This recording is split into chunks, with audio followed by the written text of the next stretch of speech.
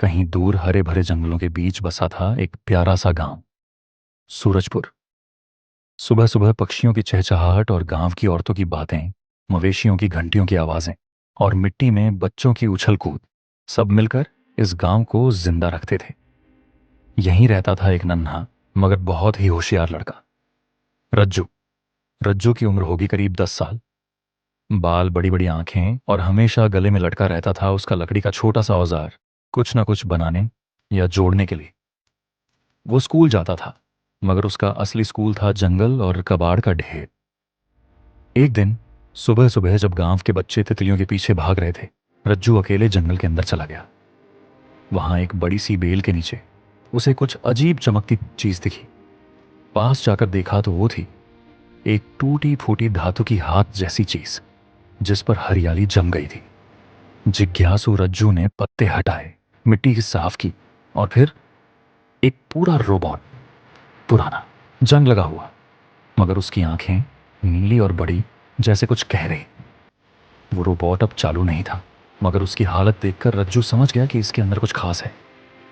घर ले जाना आसान नहीं था, रोबोट भारी था, लेकिन रज्जू हार मानने वाला नहीं था। वो एक लकड़ी की छोटी सी गाड़ी बनाता है, रोबोट को उस पर रखता है और पूरी ताकत से उसे घसीटते हुए गांव की ओर ले चलता है। गांव वाले हैरान, कुछ डरे, कुछ हंसे। ये लड़का पागल हो गया है क्या? उसकी मां गुस्से में, अंदर मत लाना ये खटारा मशीन। मगर रज्जू ने जिद पकड़ ली। उसने घर के अंदर एक कोना साफ किया, पुराने टॉयज से पुर्जे निकाले, माचिस के तार, खराब टॉर्च, रेडियो से स्पीकर, सब जोड़ता गया। रातें गुजारता, खटखट करता।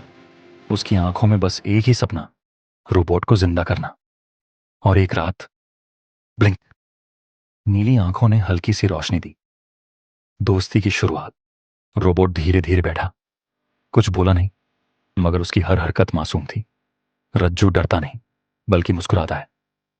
तू बोल तो नहीं सकता, मगर समझ तो सकता है ना? रज्जू उसे सिखाने लगता है, बोलना, मुस्कुराना, यहां तक कि मुर्गा बनकर बच्चों को हंसाना। रोबोट भी बच्चे जैसा व्यवहार करता है। वो खेलता है, सीखता है और धीरे धीरे इंसानों की तरह भावनाएं दिखाने लगता है। उसका नाम रखा गया REOBU, robot of beautiful understanding. एक बार जब गांव के बच्चे स्कूल जा रहे थे, REOBU छुप कर देखता है। रज्जू किताबें लाकर उसे सिखाता है, गणित, विज्ञान, यहां तक कि सितारों के नाम भी। रोबू एक तेज दिमाग वाला छात्र बन जाता है, मगर सब कुछ सदा के लिए नहीं होता। एक दिन गांव में बड़ी बड़ी जीपें आती हैं। कुछ लोग काले चश्मे पहनकर उतरते हैं। हम एक खास तकनीक की खोज में हैं। ये रोबोट हमारे प्रोजेक्ट से भागा है। वे गांव में स्कैनिंग करने लगते हैं। रज्जू डर जाता है, आरोबियू भी समझता है खतरे को। दोनों मिलकर छुपते हैं, भागते हैं, कभी भूसों के ढेर में, कभी जंगल के पेड़ों के पीछे। आखिर में वे पहुंचते हैं एक रहस्यमयी गुफा में, एक झरने के पीछे छुपी हुई। आरोबू रज्जू से कहता है, अब वो बोल सकता है, अगर मुझे वो लोग ले गए तो वे मुझे फिर हथियार बना देंगे। मैं अब दोस्त बन चुका हूं, दर्द नहीं देना चाहता।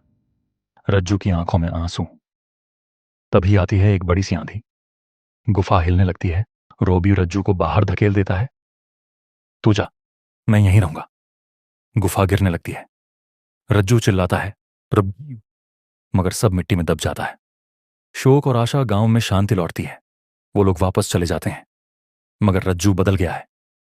वह अब चुपचाप बैठा रहता है, रोबू का एक छोटा सा नट बोल्ट पकड़े। कुछ महीने बीतते हैं। एक दिन गांव के डाकिये के पास एक चमकदार पैकेज आता है। To Raju, from unknown. Rajju खोलता है। उसमें एक ग्लो करने वाला क्यूब और एक छोटा सा वॉयस डिवाइस। उसमें से आती है एक जानी पहचानी आवाज, हेलो रज्जू। रज्जू फूट फूट कर रो पड़ता है। रोबो ने शायद कहीं से अपना हिस्सा भेजा था, अपनी यादों के साथ। विरासत और भविष्य। समय बीतता है। रज्जू बड़ा हो जाता है। अब वह एक आविष्कारक है। गांव में उसका छोटा सा लैब है। बच्चों को मशीनें बनाना सिखाता है। कबाड़ से नई चीजें बनती हैं। वह रोबियो की याद में कई छोटे रोबोट्स बनाता है और गांव के कामों में मदद करता है। रोबियो की एक मूर्ति गांव चौक में लगाई जाती है। नीचे लिखा होता है, जिसने हमें प्यार सिखाया।